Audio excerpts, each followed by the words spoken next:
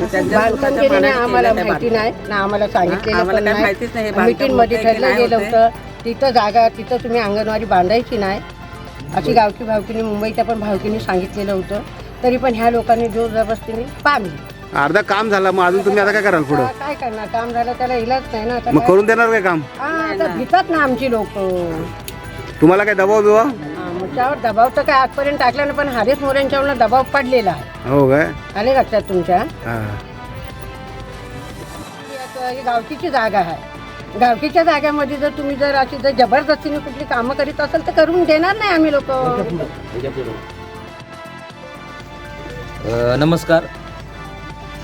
आपण ह्या ज्या आज या जागेमध्ये उभे आहोत ही संपूर्ण जागा बौद्ध समाजाच्या मालकीची आहे.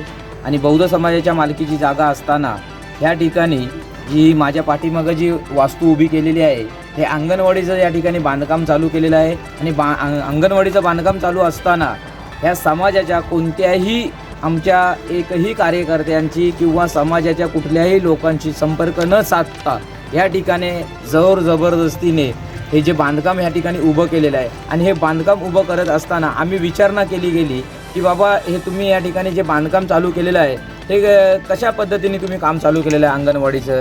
तर या ठिकाणी उपसरपंच यांनी आमच्या गावचे जे अध्यक्ष आहेत यांना शिवीगाळ करून, उपाध्यक्षांना शिवीगाळ करून या ठिकाणी जोर जबरदस्तीने सरपंचांचा धाक दाखवून, ग्रामपंचायतीचा धाक दाखवून की मी उपसरपंच आहे, मी काम चालू करणार, कोण काम बंद करणार मला बघायचं आहे, अशा पद्धतीने या ठिकाणी दादागिरी करून या ठिकाणी अनधिकृतपणाने आमच्या समाजाच्या जागेमध्ये ही अंगणवाडी बांधत आहेत. ही अंगणवाडी साई बौद्ध विकास मंडळासाठी आलेली नसताना ही अंगणवाडी ही मराठासाठी आलेली आहे. आणि मराठीसाठी आलेली असतानासुद्धा अंगणवाडी हिची वर्क ऑर्डर सातत्याने बदलून ह्या ठिकाणी त्यांनी साई पंचक्रोशी म्हणून वर्क ऑर्डरवरती नाव टाकून ह्या ठिकाणी हे काम चालू केलेलं आहे. आणि ह्या संपूर्ण कामाला आमच्या बौद्ध समाजाचा विरोध आहे.